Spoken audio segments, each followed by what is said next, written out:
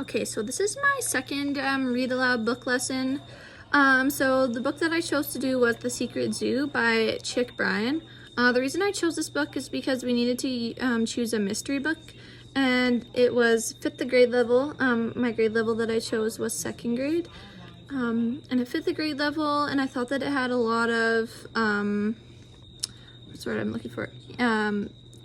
Pictures and words that would be easy for students to make inferences when just learning it, because in this interactive read aloud book lesson I'm doing learning about inferences and how to make them, so I thought that would be good. So the objective is teach students to think about what they are reading before they are reading by making inferences. They will learn what inferences are and how to make an educated guess on what they are going to read about. Teacher modeling. So the teacher will talk about what an inference is. She will talk about things like, what do you already know? How do you know? How can you relate this to your personal life? And other things like that, just to get them kind of thinking about what they are going to read and how they can make an inference of what it's going to be about. I think by relating it to themselves, that's the best way. I know, like, on this cover, an example of this would be like, so for The Secret Zoo, students can infer that the story is about a zoo because there's zoo in the title, and they've been to a zoo and they know what a zoo is.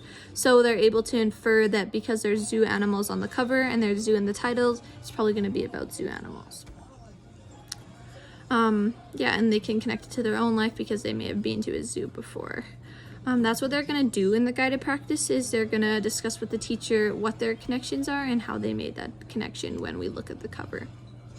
So independent practice, students will write a paragraph of their inferences they made and how they related them to their own lives and how the students got that conclusion in their into their inference. I wanted them to write it down because I know that when you do group work, some students, they just are like, oh, well, yeah, I've been to a zoo before, because they think it's cool that their other friends have done it, or maybe they've been to a petting zoo or something like that and they aren't the same. So I wanted them to look at it and do it on their own for sure.